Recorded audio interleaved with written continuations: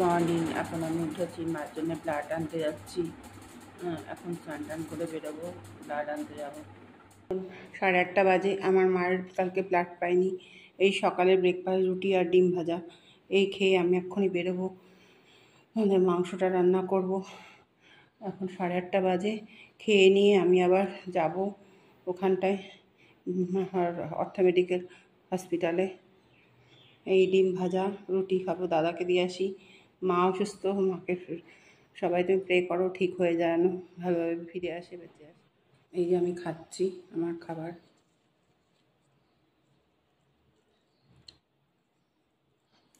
ডিম ভাজা পাউরুটি খেয়ে চলে যাবো। আলুটা আমি ভেজে নিলাম, আলুটা ভেজে নিয়েছি।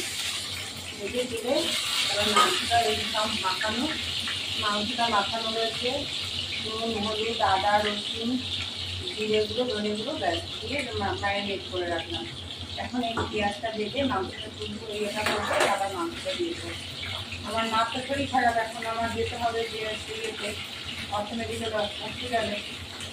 তাড়াতাড়ি রান্নাটা করে এটা দেখেই বেড়ে যাবো, আমরা বেরোবো। এবার পেঁয়াজটা দেবো, পেঁয়াজটা দিলে মাংসটা দিয়ে দেবো।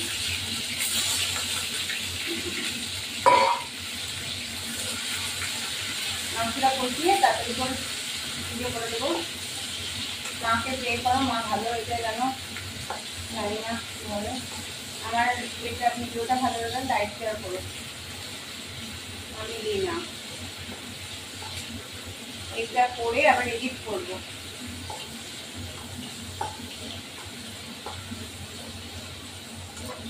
যেটা পেঁয়াজটা ভাজা হলে মাংসটা দিয়ে একটু কষিয়ে প্রেশার কুক করলে হয়ে যাবে।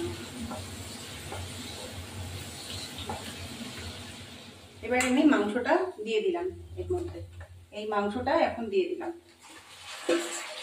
দিয়ে এটাকে ম্যারিনেট করবো কিছুক্ষণ। ম্যারিনেট করে মাংসটা প্রেশার কুক করে ফেলবো।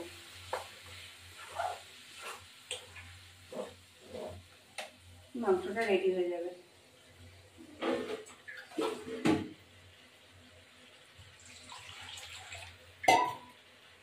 এবার মাংসটা রেডি হয়ে যাবে।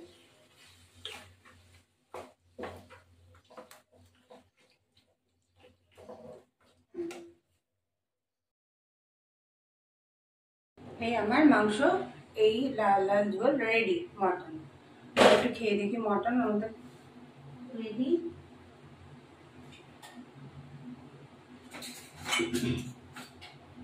আপনারা এরকম রান্না করে দেখবেন, সত্যি ভালো লাগে। এই মটন আমি খেয়ে দেখছি,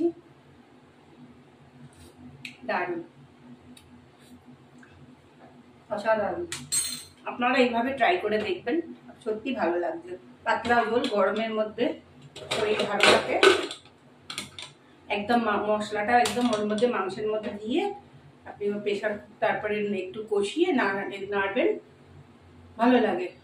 গুড আফটারনুন। এখন আমার খাচ্ছি উচ্ছে সেদ্ধ, আলু সেদ্ধ, খাসির মাংস, খাসির মাংস এই খেয়ে আমি এখন বেরোচ্ছি।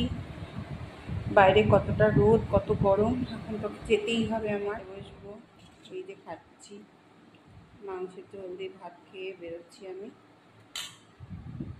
খেয়ে বেরোচ্ছি।